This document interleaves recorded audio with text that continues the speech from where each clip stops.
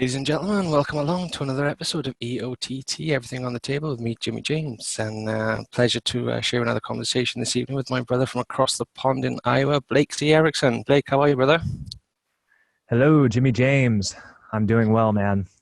You know, I just want to say something. Your name it's kind of interesting. I don't know if you're familiar with the musician Jim James of My Morning Jacket. No, I'm not. Oh, No. phenomenal musician, just a brilliant artist. This guy, he's one of my favorites. His lyrics are just tremendous and very heartfelt. You know, just beautiful stuff. Check out My Oh, Morning beautiful. Jacket if you've never Yeah, heard. I will do. I will do. And it's nice. I've already got that beautiful association in your mind there with the name. So, yeah, I Yeah, you appreciate bet. that. As I was just saying now before we started recording, when I was putting my wish list together for the podcast, I put, a good few hundred names on there. And when I discovered your channel, brother, it's like pretty much every single one of those names was on there. So I thought, oh, we've got a kindred spirit here with similar interests to my own. So kind of, as is tradition, brother, would you be kind enough to give us a little bit of background and how you kind of got onto the path you're on, this interest into the spirit molecule? Yeah, okay, so DMT. DMT. Who am I? All right, so I guess I could start off by just saying, like I grew up in a pretty small town and I was raised Christian. That was kind of the only religion that was available in my neck of the woods. And so it was around age 15, 16, right around that time when I read the book, The Da Vinci Code, and simultaneously, like right at that time, as I was in the middle of reading that book, I had my first mushroom experience with magic mushrooms. And Fortuitous timing there. it worked out perfectly. So I actually started to question everything at that point. I wondered what that experience was that I just had with the magic mushrooms. It was so powerful, and I was left, very curious. And so I turned to books. I started reading a lot of books. I stumbled upon Timothy Leary and Terence McKenna and Aldous Huxley and Alan Watts and, these brilliant minds, people that were just speaking such intellectual messages that resonated with me and made a lot of sense. And, certainly heretical ideas according to my Christian upbringing and for what a lot of people in my in my hometown, they weren't like talking about these ideas that these men who wrote these books that I was reading about. So I was kind of alone in that sense, but something just seemed right. And at that time, I also was listening to the band Tool, and so the lyrics of the band Tool are just, again, another amazing artist band out there that I highly recommend listeners check out if you're not familiar already. Tool. I know a few of their tracks, but a couple of my nearest and dearest are absolutely in love with them. So they're probably something I will have to delve a bit more deeper into and discover them. Oh yeah, absolutely. Yeah, they touch on a lot of occult and esoteric, philosophy through their lyrics. The lead singer for Tool is Maynard James Keenan, and he's got a lot of like Jungian, Carl Jung kind of influence, psychology with archetypes and things like this. And so simultaneously, listening to Led Zeppelin also, who has a lot of that kind of Kabbalah, Sephiroth, and, different mystical traditions that are coming through in their art and their music. So I grew up playing guitar and like I played in a band and stuff when I was like 13 years old. So I was like definitely inspired by these rock and roll artists, and this music, the art that they were creating just really felt right with me. I liked it. That's it. Some stuff resonates, doesn't it? Just feel it in your heart and your soul. Absolutely, yeah. And so rock and roll, and that's like a foundational, the whole idea of like getting in touch with your body and dancing and just kind of letting loose, getting wild a little bit, but knowing that there's also this spiritual aspect of music that can kind of take you places. So I'm a music producer. I'm a musician, and I think it's a very important part of my life. And I think a lot of your listeners probably feel the same. Music it's amazing. It can take you places. Yeah. Yeah. Yeah. And so, but to get back to your question, how I got interested in DMT in particular, when I moved to college, I went to school for audio engineering and music production. Originally, that's what my first degree is in. Nice. And yeah, that was a really cool experience where I was smoking cannabis and meditating and going to the coffee shop or the bookstore and like just picking up any book that I was fascinated with at the time, doing a lot of studying and research. And I came upon David Icke's book, "And the Truth Shall Set You Free." That was my first one. Yeah. Yeah. Great book. Yeah, wasn't it though? Yeah, it was amazing. Just really started to, again, question everything, question the political systems that, as a younger lad, I kind of always had this kind of questioning of authority taking place, and just seemed like there was a lot of corruption at the upper echelons of political systems. And with 2001 happened when I was in high school, 9/11, that whole incident. Just when it happened, I was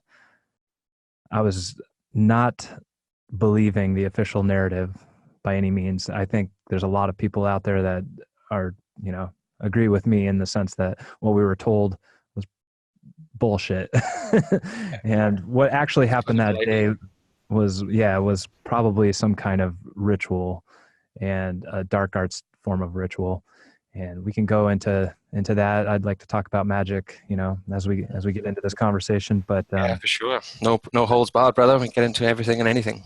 Yeah. So David Icke came into the equation, and then also I was reading a book called "Sex, Drugs, Einstein, and Elves" by Clifford Pickover.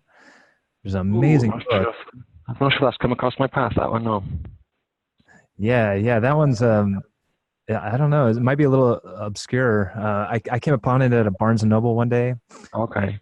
Started reading it, and then I simultaneously found Rick Strassman's work, DMT, the Spirit Molecule. And so here I'm taking all these ideas in about psychedelics and shamanism, and also conspiracy theories and the idea that these psychedelics have been suppressed throughout history.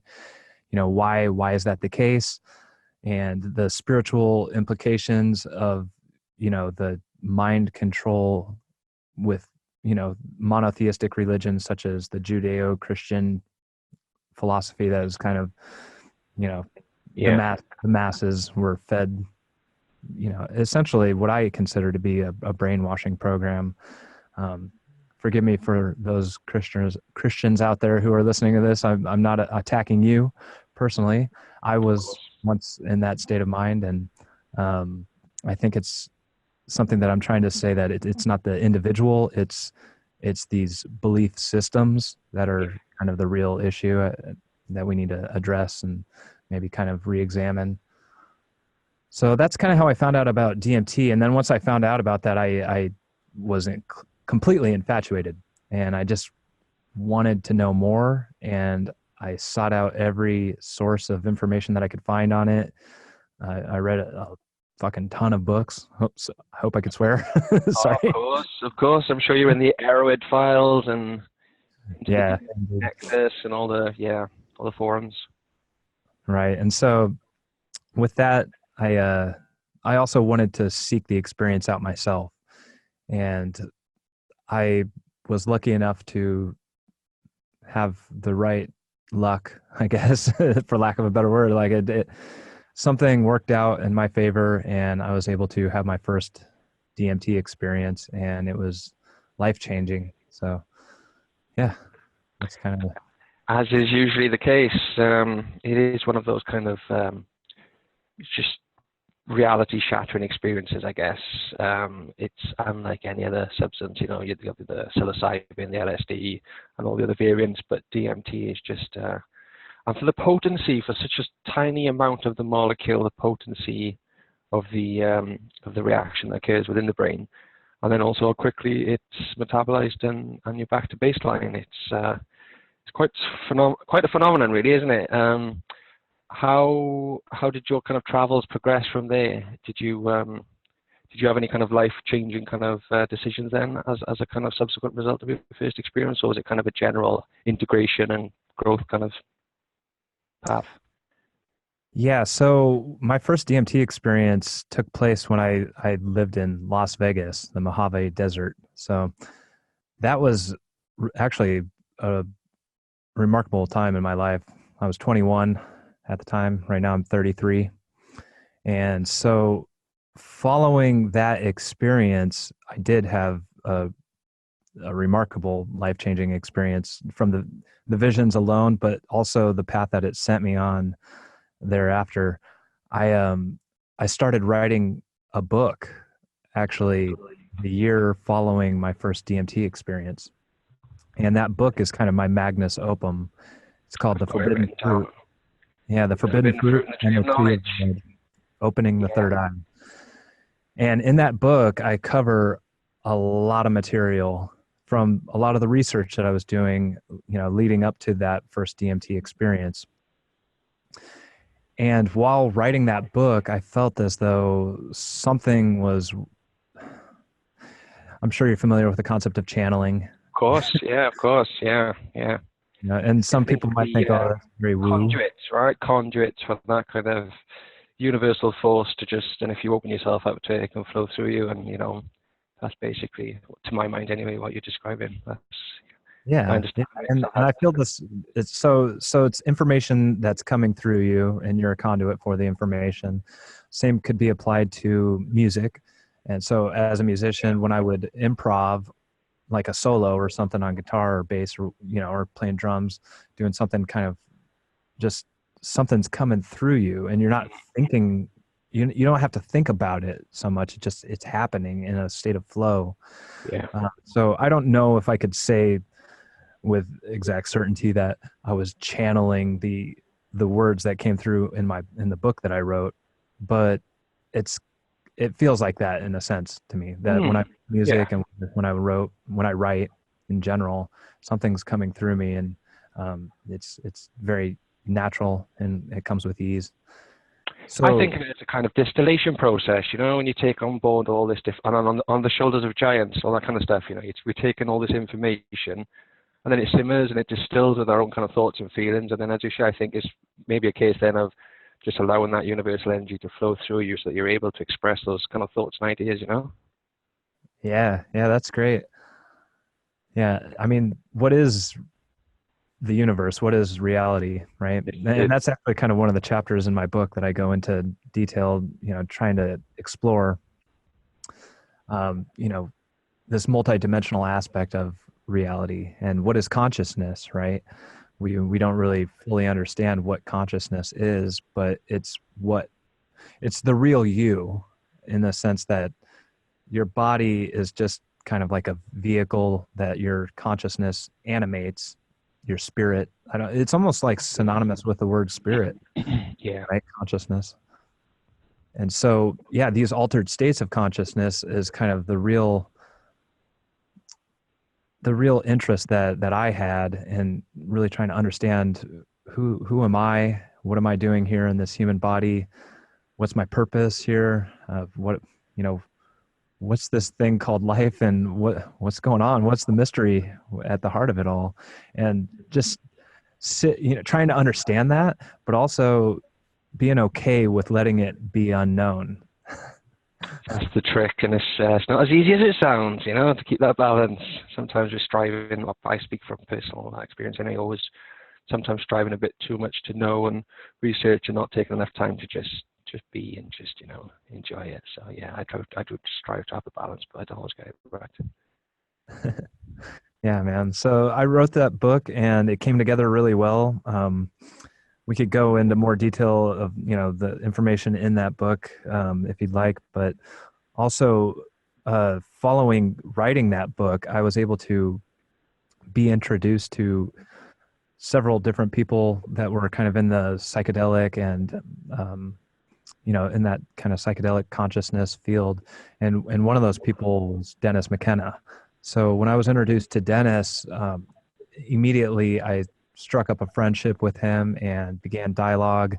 And I've interviewed him a few times, actually. He's been a guest on my podcast, the DMT Xperience Podcast. And I've also put together a couple of YouTube videos that I did years ago with him. One of them. I'll put links in the description box for sure. Yeah. Yeah. So he's an amazing human being. I love Dennis. I think he's just a down to earth guy, super real. You know, he's not trying to push any kind of bullshit on anyone. He's just authentic and genuine. And so I really admire him. And when I developed that friendship, it kind of led to other wonderful things in my life that kind of opened up as a result. Yeah, thank you. I really appreciate that. I read Dennis McKenna and Terence McKenna's books when I was serving my sentence, and I subsequently then watched his videos, you know, with Joe Rogan, and I've watched some of yours earlier. I kind of was working my way through a few different ones, and he is just a wonderful, real human being. And I don't know if you've ever seen the cartoon, that Paulie cartoon made of him on the Joe Rogan podcast when they're talking about Donald Trump and DMT. Oh my days, it's just the funniest thing in the world. It's hilarious. I'll have to put it in the description box. And yeah, that leads me on to my next segue nicely, actually, because I saw Dennis using the brain entrainment light technology. And this is something that really kind of resonates with me and has done for quite a while. I'd like to kind of explore sensory deprivation tanks in conjunction with the brain entrainment lights. Have you had any experience with the brain entrainment lights yourself? Not the brain entrainment devices, but with sensory deprivation and flotation tanks. I love using float tanks.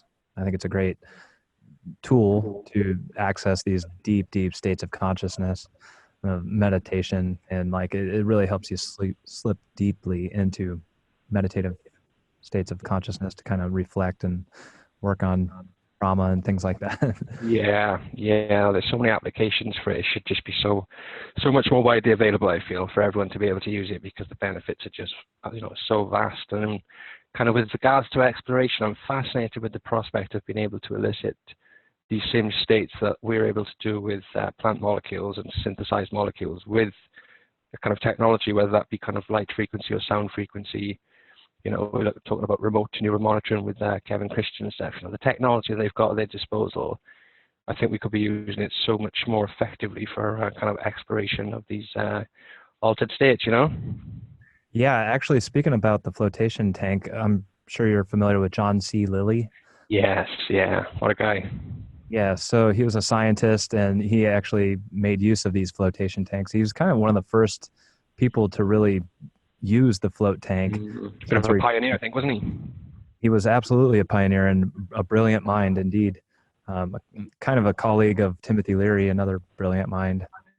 And John C. Lilly would use ketamine, and he would inject ketamine into his veins, and then he would basically get really deep into these ketamine trance while he was floating in a tank, which I'll be honest, I've tried ketamine in a float tank, and it has been a tremendous experience.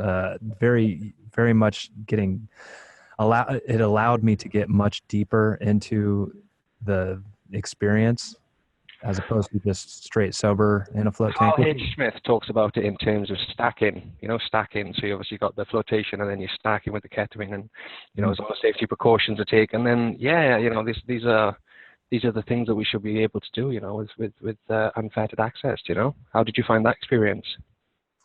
It was amazing. I thought it was very beneficial. I came out of it. I had processed a lot of information, and all for the good in my own life, personal things that I was working through. And also, I just feel like there's something interesting about ketamine in relationship with these psychedelic molecules. Ketamine's a different type of molecule. It's dissociative rather. So it's not your typical tryptamine. It's not a tryptamine, right? And what's also fascinating is that John C. Lilly, he was doing high doses of ketamine, and he was reporting back on his experiences and saying how he was interacting with these entities, this intelligence, like this alien intelligence in this other dimension, very similar to DMT experiences, that people are having these encounters with entities in another dimension. And one thing that I find fascinating about John C. Lilly is when he was having these experiences, he reports back in his book, The Scientist, which I recommend for any listener out there that hasn't read it yet. It's a wonderful account of John C. Lilly talking about his experiences with the float tank and with ketamine and these interactions that he had with this alien intelligence. In fact, he speaks about having an intelligence that was claiming itself to be a silicone-based intelligence that was from the future, and that actually would come to interact and be part of our lives in the future of the human race. And not necessarily good or bad, but just that it was, right? And this was back in like the 60s, the 50s, 60s. And yeah.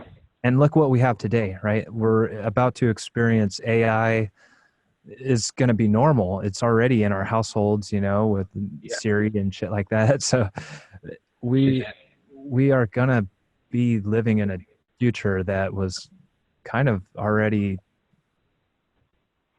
through the interactions that John C. Lilly had with this silicone-based intelligence, it was as if he was getting a glimpse into the future. Fascinating. It is, yes. Thank you, brother. It's very fascinating, and I do believe Echo, the dolphin game, is based on John C. Lilly's explorations with his dolphins, which is pretty awesome. And all this, AI and synthetic biology, it's all the stuff that we're being shown. I believe is just old stuff. The stuff they've got ready to roll out is just would blow your mind. We talk about Humans, the series, Westworld, the series, all these things. It's they're decades ahead of us. They've been clever with the predictive program, and it does seem all these things have been predicted through various means. Channeling. We have to read 1984 and Brave New World. It was all there. Is that because they were connected to the people who are kind of what they call like a self-fulfilling prophecy, right? And it does seem that we've come to a bit of a crossroads with things, and if we're not careful, our access to be able to have these altered states is going to be very severely limited. It already is legally, but some of us, I think, just choose to follow natural law and do no harm, take no shit, no victim, no crime, and as long as you're not hurting anyone else, you should be free to explore your own consciousness. Is it something you still do regularly? Do you visit, or do you kind of do macrodoses or you microdosing or anything like that of late, or do you kind of take large breaks in between your explorations? My personal practice is what you're asking about? If you would, yes, please. Well, let me say that I'm involved in a project called DMTx. Fascinating stuff, yeah.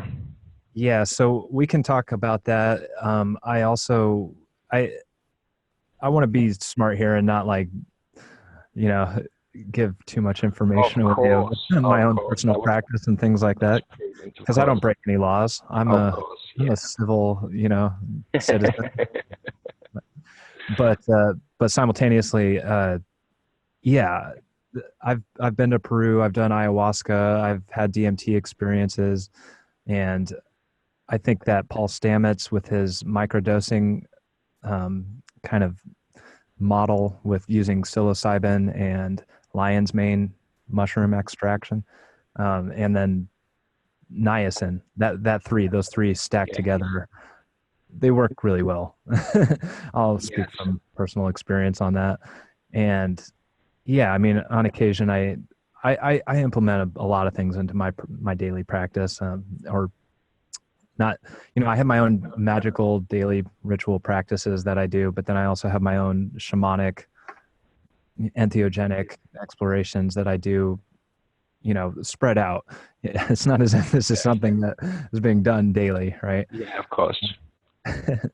But I do find value in every plant medicine, all entheogens. I think, part of the training for the DMTx project, which maybe I should just kind of explain a little bit about what that project is for Yes, listeners. definitely. Most of the listeners will be familiar with it because it's come up quite a few times. Andrew Caliban, I'm hoping to chat to in the future. And we chatted with Dr. Wong on the show, and he is an anesthesiologist. So we had a kind of bit of discourse discussing the whole kind of strategy of kind of essentially inducing these extended states of controlling to the very minute amount this kind of blood levels of DMT, right? Essentially. Yeah, and I'm not a scientist or a doctor, so when it comes to like the specifics on trying to explain, how this is, the logistics of how it's done, just know that we're capable of doing it. Yeah. I'm a musician, I'm an author, I'm more of an artist, philosopher type of, team member, and so yeah, it's a small group of people that is led by a guy named Daniel McQueen. So Daniel McQueen is a wonderful human being. He started a group called Medicinal Mindfulness based out of Boulder, Colorado. And what they do in medicinal mindfulness is they do these like conscious cannabis ceremonies. In Boulder, cannabis is legal. And in a lot of other places around America, it's becoming legal more often. And I think we're going to probably see it go decriminalized on a federal scale here, probably even this year, or well, next year maybe is what I mean. So yeah, good things are happening. And then also the decriminalize nature movement is taking place simultaneously, which is really beautiful. So for the first time in a long time, we're seeing psychedelic science come to light, and a lot of research is showing that there's a lot of benefit and there's therapeutic applications for psychedelic medicine and treating depression, post-traumatic stress disorder, things like this. It's just it's a cool time to be alive and to be in the psychedelic community, seeing all this happen. But with the DMTx project, yeah, you mentioned Andrew Gallimore, who I love that guy. He was the first guest on my podcast. Just incredibly smart, man. I feel so stupid when I talk to some of these people. On the shoulders of giants. Yeah, these guys are doing some amazing work, and it's just a privilege to be able to watch it and follow it and see, what the results are going to be. And yeah. So Andrew's theoretic model of doing this extended state DMT experience, because most of your listeners probably are aware that when you smoke DMT, or even if you were to just inject it, do a single dose injection, which I've never done, but like Dr. Strassman gave people intravenous injections for his studies in the 90s. And that experience will last about 5, maybe 10 minutes. And by, 15 to 20 minutes, you're back to channel normal and you're totally coherent and you're able to explain kind of to the best of your ability what your ability. Yeah. It's a little ineffable, but so the idea of doing this extended state experience is pretty cool. And for anybody who's had the DMT experience, we all agree that 5 minutes, it's profound, but it's also, it's a bit short in duration when it comes to trying to really understand or to orient yourself in that state of consciousness to be able to really maybe interact with these entities and maybe explore the dimension a little bit more and really get your feet wet and learn how to really experience the other, that other dimension, the hyperspace. And so Daniel McQueen took this idea very seriously and worked with Andrew on how to possibly like put together a group, like a team of people to go about doing this legally and to go about, doing this with like kind of a psychological, therapeutic, and, just a well-intentioned, platform for making this a possibility. And so I happened to tune into a podcast, Psychedelics Today podcast, and they had Daniel McQueen as a guest. And this was like 2 years ago. And I was at work. I'm an electrician full-time. So I was just working, listening to, podcasts, my headphones. And then I was like, oh man, this is just right up my alley. I've got to reach out to these people and see if this is something I could get involved in. If there's any way, like we'll see. And they had a pretty elaborate screening process. You had to sign up for an online webinar course, which cost some money. And so right off the bat, that kind of weeded out some people that weren't willing to go through the webinar course, which included homework, and it was done really well. I'll say that. You could tell that there was a lot of thought put into it by Daniel and his team of people that were like starting the project. And upon completion of the webinar course, then it was like an application process and all this. And they really wanted to screen people and make sure that they were going to be working with people who were psychologically stable, people who had something to offer to bring something to the table to, kind of make this something special. And that is indeed, it's incredibly special. And how I was selected, magic. I'll go there with that. You put your intent out there, brother, and the universe served you well. So, that's what it's all about, isn't it? Manifesting your desires. Yeah. That's basically what you did. Awesome stuff. Yeah. It probably helped that I had written a book and, had done something like to actually set myself up for, getting involved in the project. That's not to say that other team members wrote books or anything like that, but just it was, it worked in my favor. Let's say that. Yeah, so sure. I feel very blessed and very honored to be working with that team of people. They're all amazing human beings, very nice, kind individuals. And so part of being involved with that project is we've been doing training retreats. And so part of that training involves things like breathwork ceremonies, conscious cannabis breathwork ceremonies. It also included Native American church peyote ceremonies. So this was really special to experience an authentic Native American church-led peyote ceremony. And I feel like I could share this.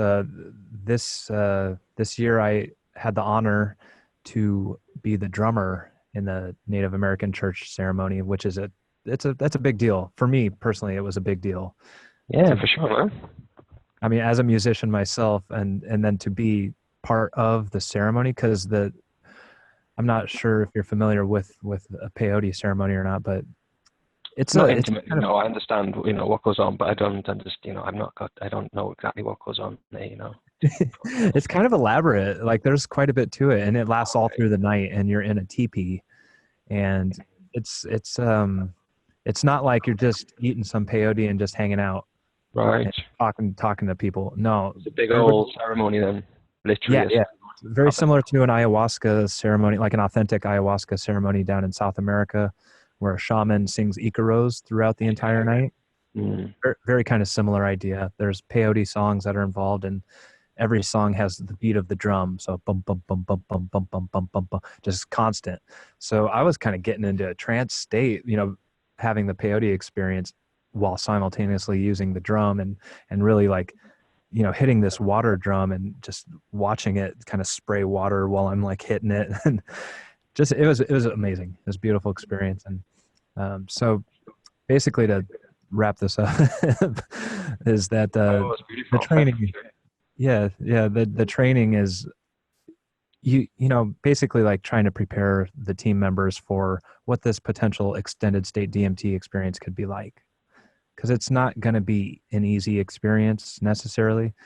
And you need to have psychologically stable people and people with good intentions, which I think is fascinating when talking about Alex Jones and the Joe Rogan Experience podcast. When Joe Rogan had Alex on, I think it was last year.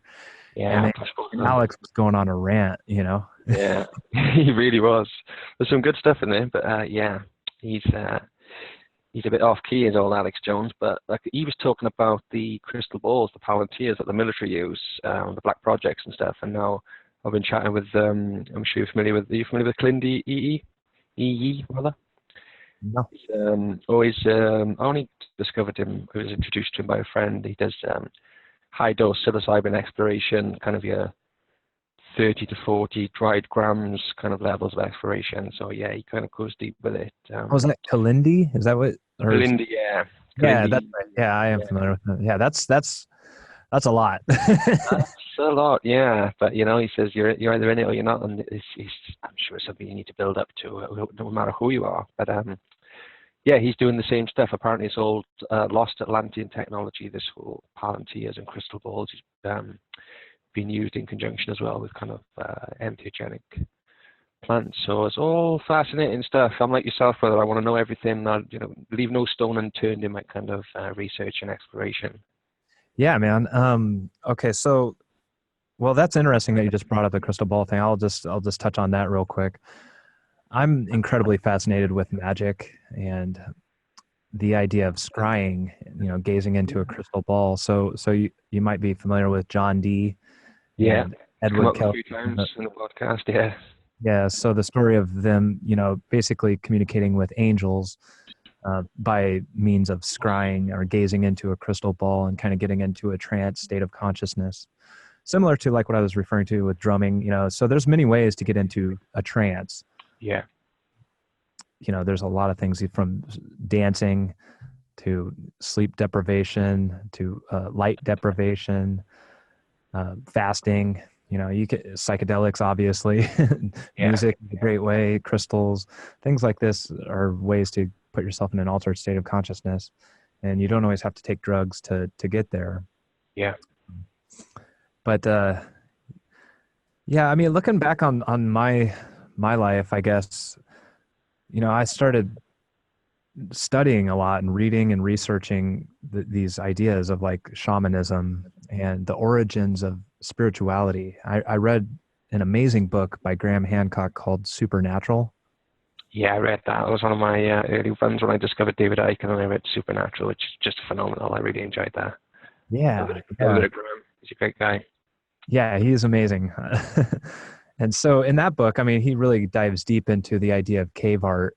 And that was kind of the origins of humans making art and symbolism.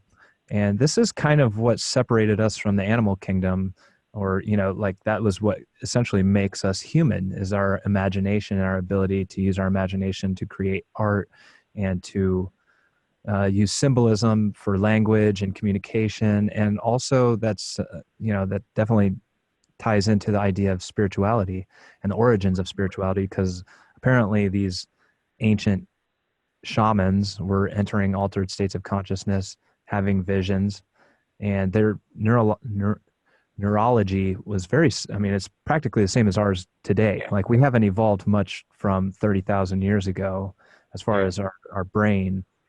So when we have DMT experiences today, we could very possibly be seeing what the shamans of, you know, ancient shamans were seeing then, and what they portrayed on cave walls, right? So there was a lot of therianthropes, which are like human animal hybrid. Chimeras, right? Like pictures of chimeras, half animal, half beast, and they also drawn phosphines as well, right? Like grid patterns and this kind of stuff. Zigzags and circles and things like that. Very psychedelic imagery. Like, I mean, it makes sense to think that they were trying to show what they were seeing in these trance states of consciousness. That's kind of the only thing that makes sense to me. Absolutely. And I believe it's Professor David Lewis. I forget his last name. But yeah, it's one of the guys that Graham references in his book. David Lewis Williams. That's it. Yeah. His work was tremendous, where he talks about, you know, these cave drawings and things. But yeah, so, you know, being raised Christian, I started to really question where spirituality came from. And, you know, looking back on history of religion, something that a lot of Christians don't want to do is to acknowledge the dark history of Christianity and, you know, all the complete atrocities that occurred in the past, with book burning to, you know, witch burning to just trying to stamp out any kind of previous belief system or like pagan philosophies. Yeah. And, I just got a skull of a goat yesterday that I placed on my altar. I thought it was beautiful. And the goat is synonymous symbolism of, the idea of Pan, the god Pan. So Mm. in like Gnostic traditions and various ancient traditions, the goat was viewed much differently than how it's been skewed since Christianity came along and took this Pan Created everything, right? and made Great deal. the devil based on the idea of this original kind of goat god that was anything but evil. Is in fact kind of like a representation of like music and like fertility in a sense. So Creative essence. yeah, looking back on how Christianity kind of really fucked everything up, for lack of a better term. I hope it's you can beep out these words if it's No. We speak as we find. We speak as we find. That's how it is. yeah. And so I guess that definitely is something that I find fascinating is looking back on these ancient mystery traditions that have been kind of handed down through the underground, these occult philosophies, this esoteric kind of magic that has kind of these rituals that have come through, and they're still around today. And like obviously you're probably well aware of Freemasonry and a lot of the rituals involved in Freemasonry.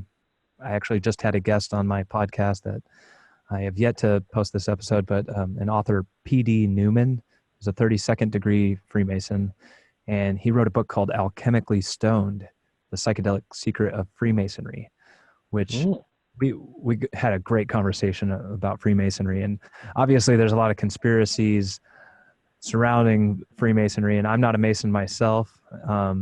I can see both sides of the argument when it comes to the secret society of Freemasonry. I'm not an expert in that field to be able to like say one way or the other, but obviously they've had a lot of influence in the development of culture and especially of America.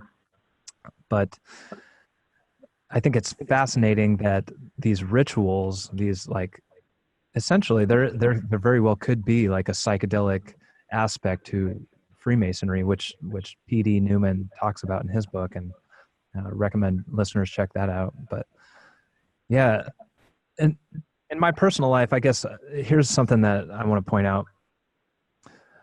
I when I started to find out about this stuff, psychedelics, and I started studying books and started really diving deep into spirituality and the origins of it, I got lost up in the upper part, like my head. I was very head oriented, very reading a lot, thinking about spiritual concepts, and I neglected my physical well-being.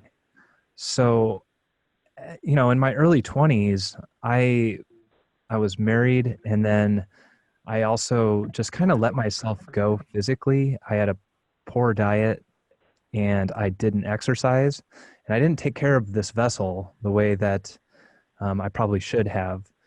And then I went through a divorce at age 25, and it shattered my life. It really sent me deep into depression, and I was overweight and I wasn't happy, but I had all this like philosophical and spiritual knowledge that I had attained, or that I think I've attained or some shit. But at the same time, it's like I hadn't really incorporated the importance of taking care of this vessel.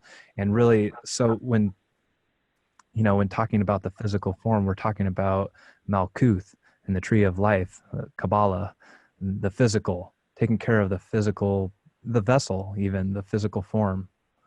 And so I had a profound experience where, going through that depression, I started to change everything. I went through a transformation. I lost a lot of weight. I was obviously depressed from my divorce. And so that kind of helped. And I also wanted to have sex, and I wanted to be attractive to the opposite sex and be able to, attract a mate. And so I lost 75 pounds, and I started to learn about diet and nutrition and exercise.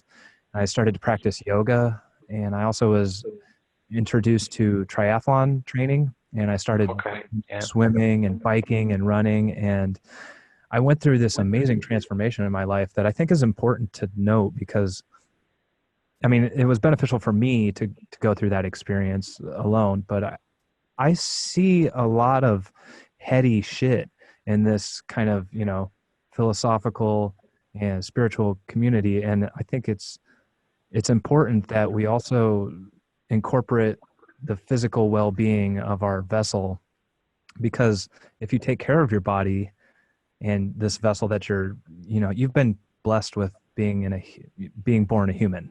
And so if you take care of yourself, you're probably going to be happier, healthier, stronger. You're going to live a longer life. And, this is just common sense stuff, it seems, but it seems to get lost also in a lot of, I don't want to like pass judgment on anyone out there by any means, because no, of course, you're just sharing your own perspectives, brother.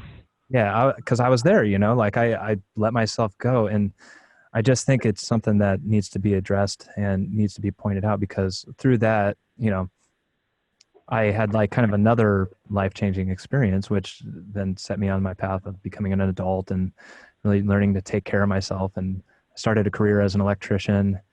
And so I just wanted to talk about that for a minute.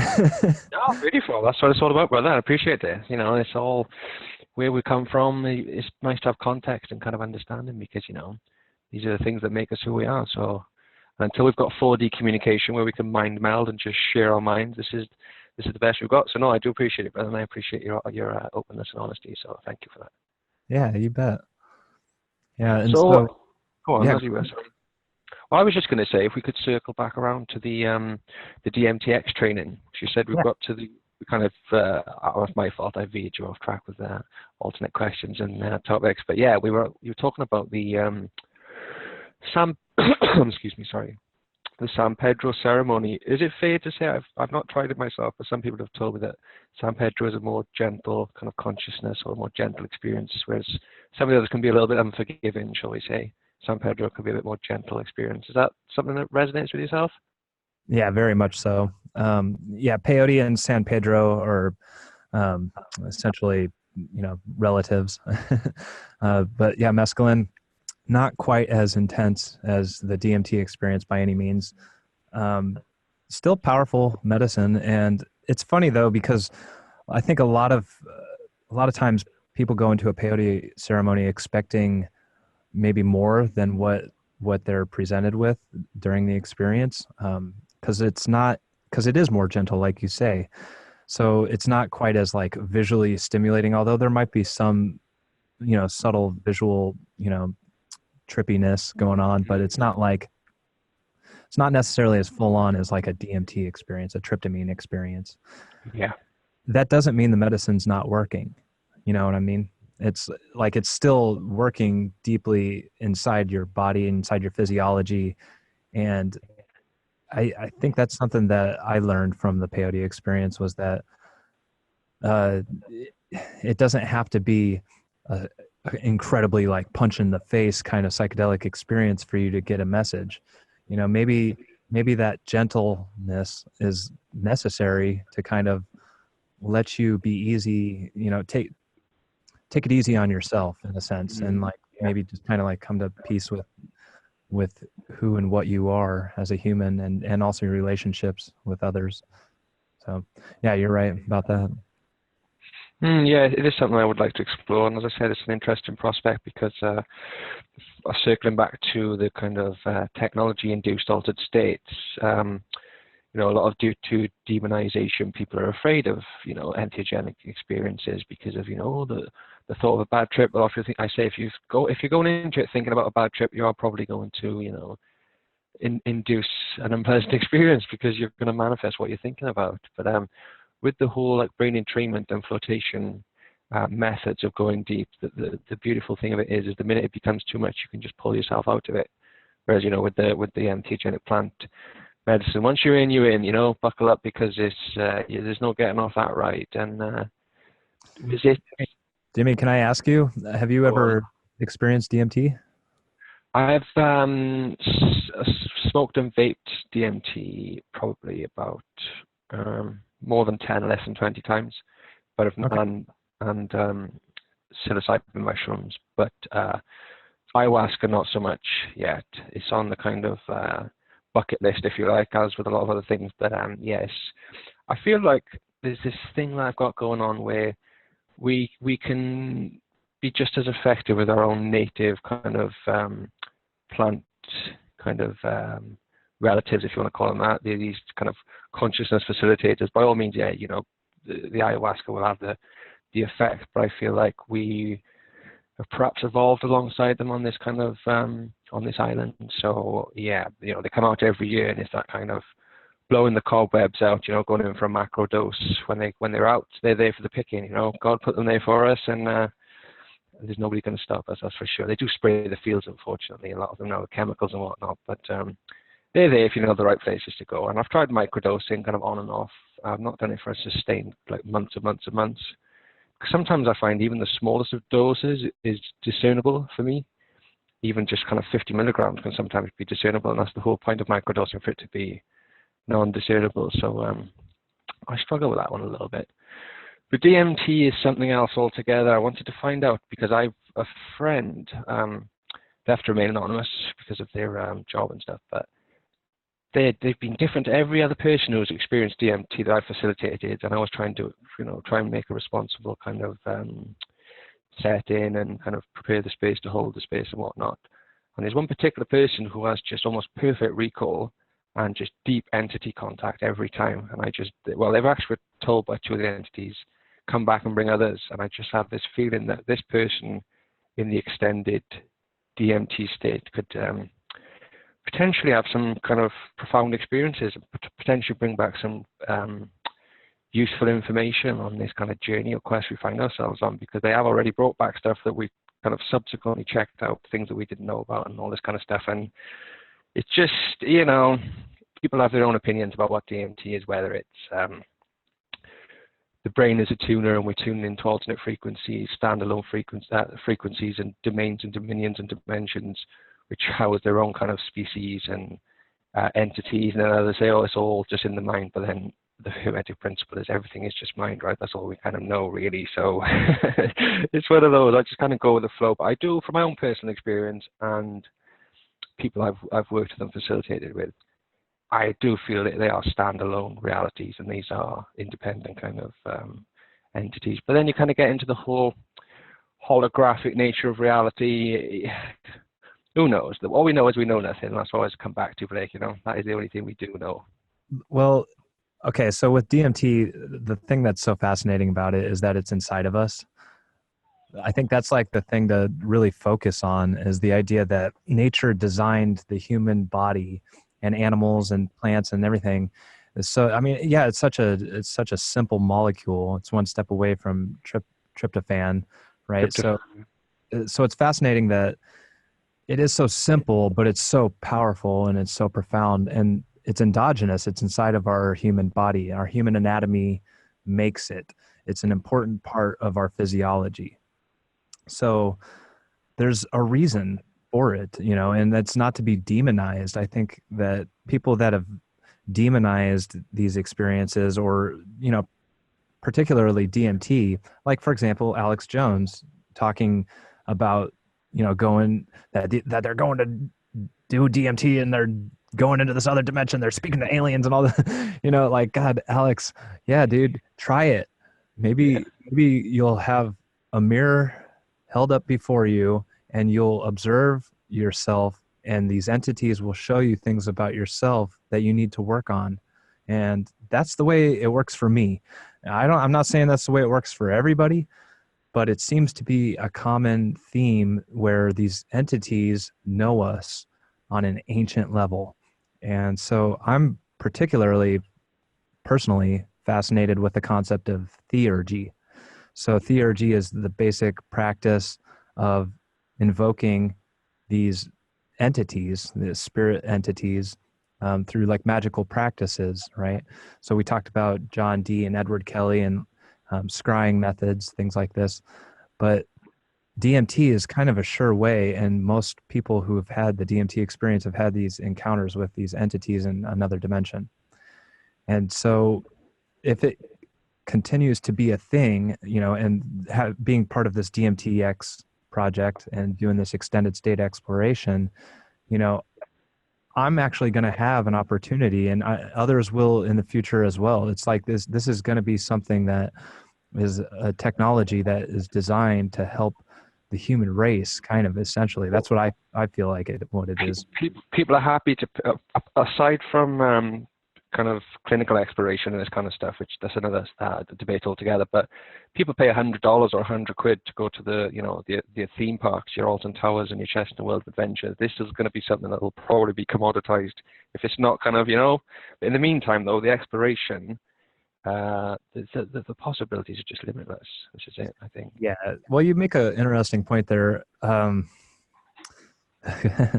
So we live in a capitalist culture, and commoditizing the DMT experience. That's such a weird concept for me to wrap my brain around. Like, I don't even know how you could put a price on an experience, right? It seems so ridiculous to even talk about something like that. Yeah. And that's not my place. I have no, I have nothing to do with that. I have everything to do with, the idea of exploring what this means and what it means for me on a personal level, and also what it means for others on a personal level, and how we can share with each other our experiences and how it can help us grow as individuals.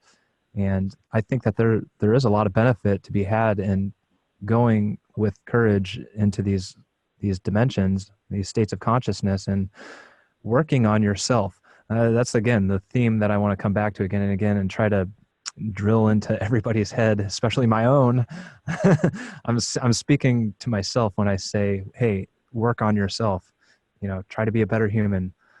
I don't want to sound like a, no, not at all, brother. Like, this is kind of there's so much that all of us have, this shadow side, we all have it, regardless of how much work you do. But the point is to acknowledge it, address it, and to work on it. So nobody's perfect, right? But at the same time, you can make an effort to try to be a better person. And I think that when you go into a DMT experience, having worked on yourself, the chances of having a negative experience are diminished. That's my perspective. I've noticed that when I've done things in my life where I wasn't in alignment with my true will or my higher self, and maybe I've done things that have maybe not been in my best judgment, and then I would have an experience with entheogens, that would come up in the experience, and I would realize, okay, I shouldn't have done that, or I shouldn't have behaved that way. And it's a beautiful mirror. It's a beautiful mirror to reflect on your own behavior and your life in general, your relationships with people, things like this. So I think that the entities know that, and they don't want to, if they scare you in that space, my perspective is they're doing that to try to help you. It's all growth, isn't it? Yeah, it's kind of the thing I come to time and time again from personal experience and kind of other people's experiences, even when something is difficult and say bad trip generally is something that you need to be shown or something you need to look into, but it will then generally, when you come out the other side, it will have felt like a beneficial overall experience. So even though you have to go through difficulties, it will have that kind of rough with the smooth element to the whole kind of experience, Yeah, absolutely. Yeah, and so are you familiar with like Kabbalah at all? Like anything? I can't say no. I must say I'm not. I know of the concept and the principles, and I would kind of get into I forget his name now. Does the awesome repository of knowledge. Mark Passio kind of gets into the tree of life and all this kind of stuff, but I can't profess to have any kind of deep knowledge. I'm more of a syncretist. I look at everything, and then some things I go into a bit more depth with than others. But what were you going to say about the Kabbalah? Well, and it's kind of synonymous with like the Hindu idea of the chakra system, and basically like these parts of the human body in like association to different like archetypes or ideas of the root chakra kind of, or the base sephiroth of the tree of life is Malkuth, and that like basically symbolizes the kingdom or the physical form, like I was speaking about earlier, and then working your way up the chakras, you get into more the spiritual, you go through the different aspects that correspond to the body. So, working your way up, the heart is right in the center. That's also with the tree of life, the Sephiroth is kind of right in the center. And it's kind of a beautiful place to try to find yourself or try to stay in that spot, right? Like come from compassion and like your heart, right? And so I hate to circle back around to that conversation with Joe Rogan and Alex Jones, but I think it's relevant here because, let's just say hypothetically, let's say that the CIA and the global elite are utilizing DMT and going and speaking with these entities and whatever it is that he was trying to say that they're doing, that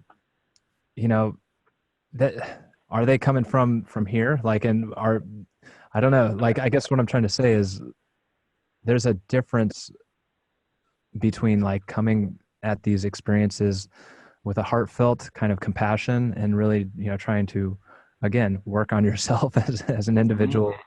And a difference from that would be like, if they are doing it with the CIA and like MK Ultra with the LSD mind controlled type manipulation. Well, if they're doing that with DMT, they're using dark arts, right? That's like dark magic type stuff. And that's some evil stuff and it's not good.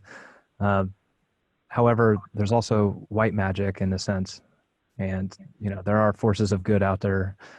So, well, this is it, and that's what I was saying. Thank you, brother. I appreciate that. That's what I was saying about the person who I know who has these kind of contact experiences. They've always been really positive and stuff that's been beneficial and potentially beneficial on a mass scale as well to other people. So, as you say, if there are people going into these kind of experiences, you'll find what you seek. So if they're going in with ill intent will find them. But unfortunately, it all comes back around, doesn't it? So they say. So I think we do have the kind of opposite then, the ability for going in with good intent, communicating with entities who have also good intent, who can also help us on an individual level to deal with our own demons and all this kind of stuff, and also then kind of finding a homeostasis for the species kind of thing, because they say like the human body is made up of 1 trillion single cells. Imagine 1 trillion human beings working in harmony, telepathically in harmony with the planet. It's just that's my own kind of idealistic concept. But it's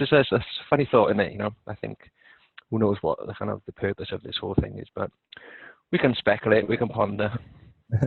I had a vision when I was writing my book that I actually put in my book, and if you don't mind, I'll share it with you. Of course, yeah, please do. So, in my vision, like I don't remember if it occurred like while I was meditating. I think that's when it occurred. But basically, the idea that there's this young child, like maybe 4 years old, walking through the woods and playing with a toy and kind of like whistling to himself and just kind of, just exploring the forest and, trees and birds, all this beautiful imagery surrounds him. And he's just in this very innocent state of mind and very peaceful. And he drops his toy at one point and he bends over to pick it up. And then in that moment of taking his attention away from his atmosphere, this like kind of dark demonic force kind of swarms in and like just engulfs the atmosphere around him. And when the boy like looks up, he makes eye contact with that demonic entity. And in that moment, he giggles and he just, and he like laughs at the demon. And in that instant, the demon's force and its like life force, its energy is just sucked into oblivion. And the child goes back to playing in his innocent, beautiful, forest setting. Now that vision is, for me, it speaks a lot. There's a lot within that. The idea of innocence and playfulness and the purity of that, I think that's more powerful than any kind of evil demonic force that tries to oppose it. So I don't know. That was just something I thought would be fun to share Oh, with it you. does. Yeah, thank you, brother. I appreciate that. And it does resonate because we know that the essence of the young human child is the most powerful essence in all of its aspects, you know, especially with the nefarious stuff. This is what's come up in my research. So yeah, it resonates completely. I think they do say good will always out in the end. What were you going to say? Sorry. Yeah, I'm curious. Did you just mention fairies? No, I was saying nefarious Oh, activity. But okay. being kind of half Irish, my family from Tipperary, so I've done a bit of research into kind of the tribe of Dan and the kind of fairy culture and Celtic mythology and all this kind of stuff. And my most profound experience, even now, I've done DMT probably, as I said, maybe 20 times. But even so, my most profound experience so far of this lifetime wasn't even through DMT. I believe it was through an endogenous dose of DMT that was induced through starving of the brain of oxygen through huffing gas, stupidly. But that experience, yeah, ridiculous as a young man, kind of the things you do, the things you get introduced to, just to induce these altered states of consciousness, you know, and it's powerful. It's like now with the whole NOS balloons, you know, and all the kids are doing these gas balloons, because it does, it induces these altered states of consciousness. But anyway, I digress. My experience then, I experienced what I can only describe as a leprechaun.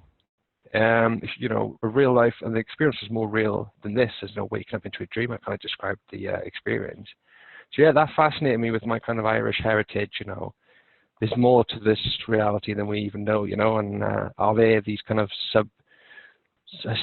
perhaps sub's not the right words, but kind of alternate domains, alternate realities that are just as real as this one, if sometimes, I'm sure you'll agree from your own experience, is more real than this one.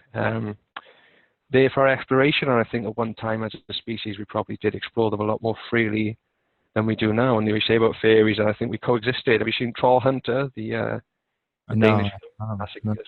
And I think in a lot of these kind of cultures, the Danish cultures, they're it's just a given thing. It's not like, oh, maybe they are, maybe they're not. No, they're there. We don't see them very often now because of the way the world has changed, but they're there, and they always have been there. So what are your thoughts on all that?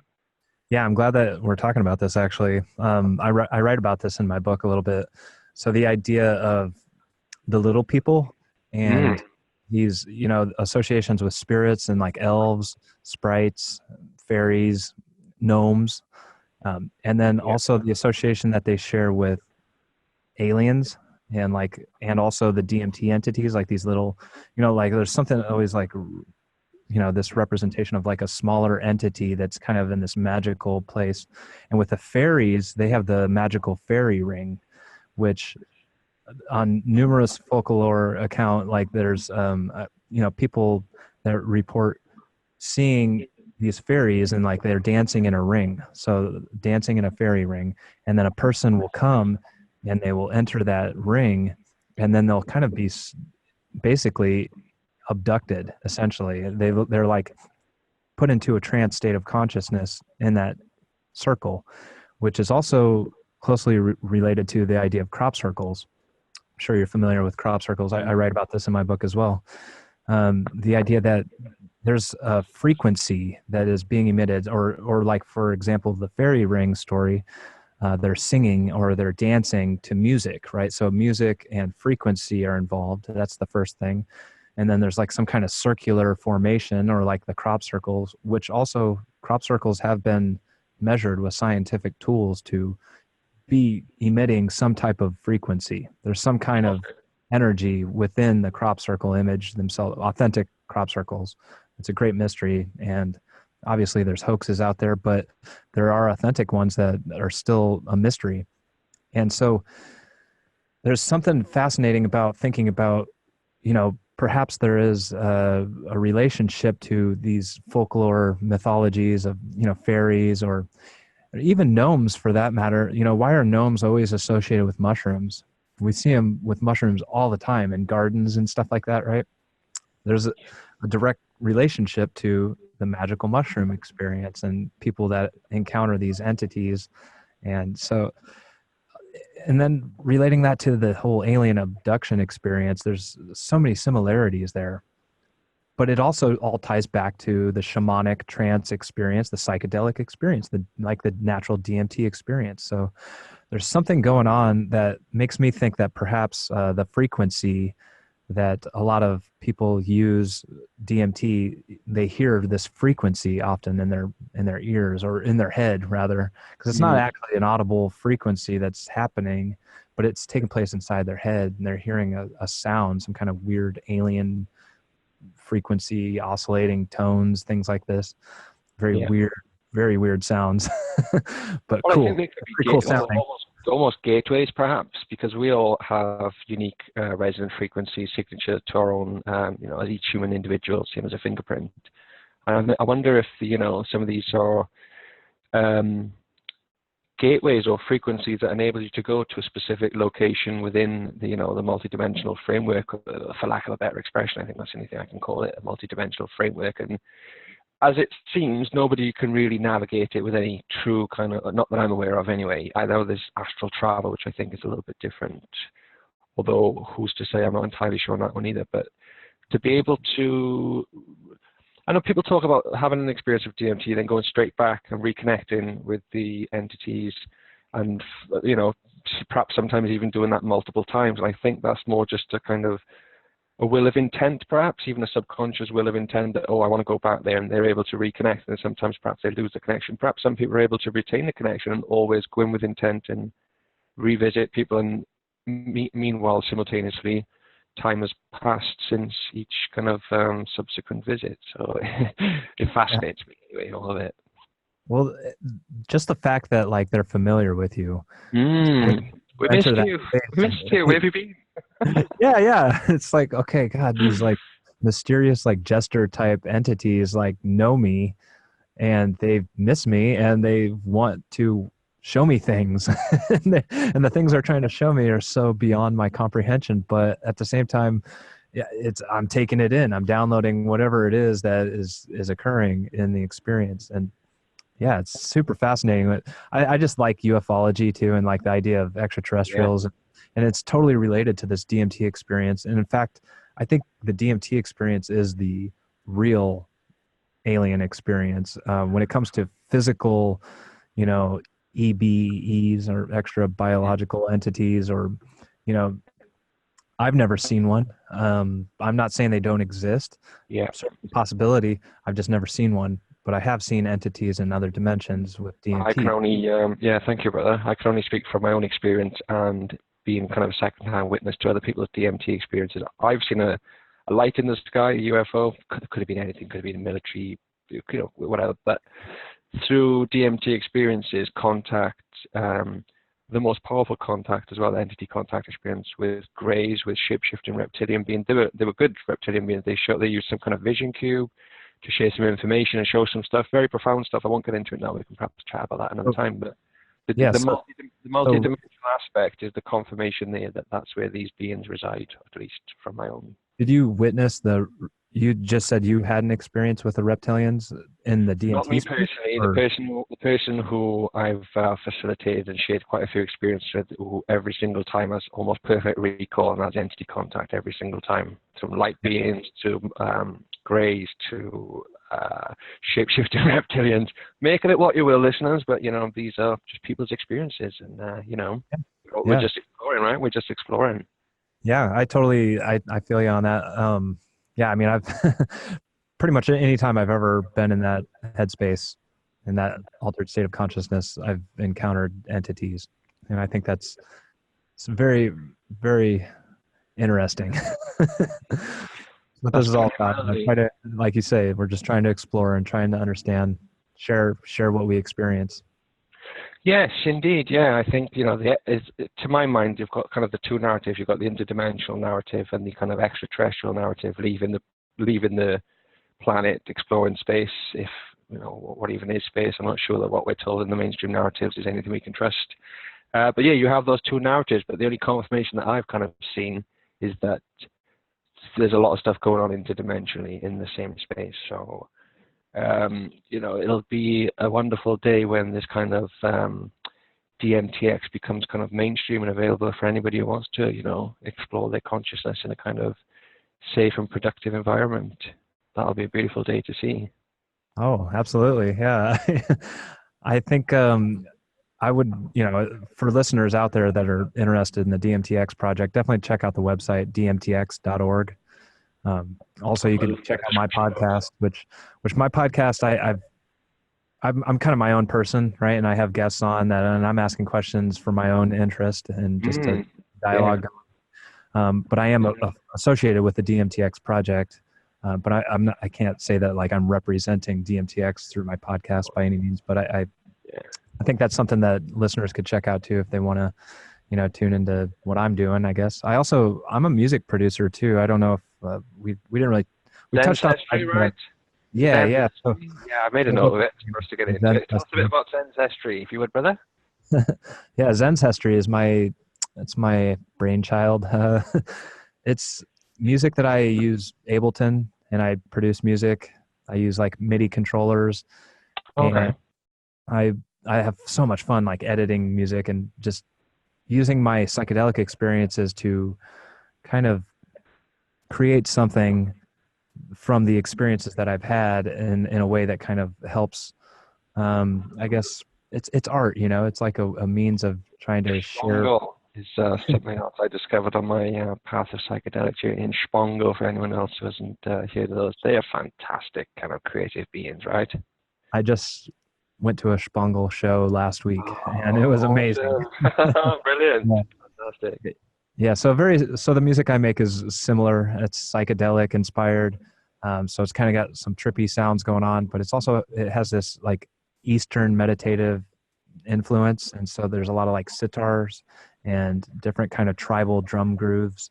And I just have fun like exploring odd time signature stuff and, playing with polyrhythms and whatnot.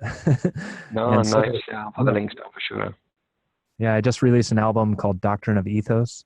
It's got 7 original tracks. So if listeners want to check that out. For sure, I'm sure they will, man. The links will be there in the description box for people to have a look. Cool. You bet, man. Yeah. Awesome. How long have you been doing your show? Well, I think this is month 3, if I'm not mistaken. October, November, December. Yeah, this is month 3 going into, we're kind of already halfway through the month now. So I did a podcast with Shauna. We'll just talk about my experience. I served 7 years in prison for drug offences, MDMA primarily.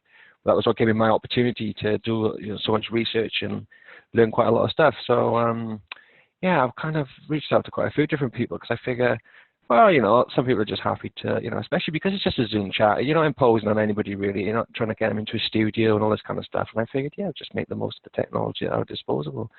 And as I say, it's, a pleasure to reach out to people like yourself and just shoot the breeze and, share our experiences, our thoughts and ideas. So, month 3, I'm hoping to, you've actually inspired me a little bit. I've kind of been thinking of doing a little kind of side channel in the new year, perhaps called the Experience Files, because I've kind of connected with Dick Kahn, for example. Myself and Dick connected. We're fellow members of the DMT UK page. So I've had a couple of chats with Dick. He's an absolute legend. I've not had a chance to listen to the podcast, but I'm going to put it on my to listen to this week because I was quite chuffed to see it actually because I'm hoping for us to chat in the new year. And same with Anthony Peake as well. He was very kind of instrumental when I was reading his kind of The Daemon and I forget the title of the other one I read, but I read those two in The Infinite Minefield was a book that I came upon, Anthony Peake's work, and it just resonated with the book I wrote in such a way that I was just like, oh man, this is so cool. And so I feel lucky to have had them as guests on the show. They're both really great guys,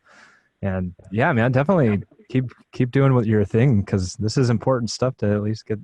Yeah, thanks, brother. I appreciate that. And I think, it's just about getting all the information out there. And the more information we get out there, the more we've got this cross-pollination of kind of ideas and thoughts and kind of, we're kind of trying to get a bit of remedy over here in the UK. Things aren't as good as they could be, but, I think... Sorry to hear about your MDMA unfortunate event. MDMA is wonderful. This is it. I know you've got the FDA now kind of doing trials for MDMA therapy for PTSD and stuff, which is all good. But woe betide you if you supply controlled substances without a government license in this country. You have to be friends with the politicians for all that jazz. GW pharmaceuticals and the like, but we won't get into all that because it's been a wonderful conversation. I don't want to soil it with any of that nonsense. But no, it's been an absolute pleasure to chat with, and I'm sure we'll have an ongoing dialogue. And as we speak to kind of other guests, we'll have kind of new threads of ideas to chat upon when we meet up next time. Cool. Yeah, that'd be great, man. Was there anything you wanted to round off to, like before we round it up? I've kind of I've made a note of the book and the ancestry and your other bits and bobs, which I'll put in the description box. What kind of other stuff have you got coming up for yourself? Honestly, I've just been working on the podcast, and I started my podcast this year. So back in June, I believe, was my first episode. I think there's 9 now, right? Was that 9 so far? Yeah, 9 episodes. Yeah. Yeah. Yep. I thought I saw. Yeah. I'll probably be posting a new episode here soon. I'm not sure when you're going to be posting this episode, but yeah. Well, I just mastered Adobe Premiere Pro, so I'm kind of being able to kind of my buddy Drew, bless his heart, has been a real wicked support. I wouldn't be able to do it without him, but I've kind of teaching myself the Adobe Premiere Pro, so I'm doing all right with it. So I should be able to get this up in the next couple of days, I would have thought. Oh, sweet. Yeah. So if listeners want to check out the DMT Xperience Podcast, that's how I spell it, without the E in front of experience. Just kind of to play on the DMTx project, right? So yeah, that's been a lot of fun, and I'm trying to release a couple episodes each month, and yeah, it's just a means of just getting conversation going. Really good podcast, really informative and interesting chat. So yeah, they'll definitely be on there for the listeners. Yeah. And so with the moving forward with the future of DMTx, maybe you could have me back on in the future if you're interested, and we could do some updates, stuff like that. So that would be absolutely brilliant. Yeah, thank you very much for that. That'd be awesome. Yeah, you bet, Jimmy. Well, thank you for inviting me on the show today. I had a lot of fun. This was great. Yeah, thank you for coming on the chat, brother. It's an absolute pleasure to connect. And as I said, we will hopefully connect very soon. When are you looking to get to the next stages of the DMTx kind of studies? What level are you at now? You're still kind of on the preparation and the training? Yeah, so next year is retreat training number 3.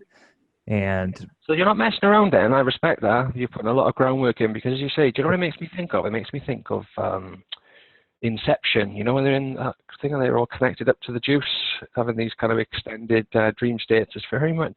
yeah, it's actually being treated with a lot of respect, and kind of like a astronaut training type program. And very much how it should be. Yeah, it is how it should be. Yeah, you shouldn't just dive right straight into a deep, extended state DMT experience. Dangerous molecules. Sure. Yeah, so I think the proposed date to actually move forward with the extended state experience is within the next couple years. So as details progress. Beautiful. Yeah, no, it'll be nice. It'll be good to keep up with the narrative, and it's right you should say, astronaut training, because you are kind of they say psychonauts, sailors of the soul, and that could be if anyone's familiar with the infinity loop, that kind of experience, which I've certainly been caught in a couple of times. The thought of being caught in an infinity loop in an extended state experience, that could be something that would need some serious kind of afterwork then, shall we say. So yeah, I've got a lot of respect for that, the groundwork you're putting in. So keep up the good work, my brother. Stay healthy, stay happy, and I'm sure we'll catch up in a couple of months, no doubt. All right, very good. Have a good night, Jimmy. All the best, brother. Thank you so much.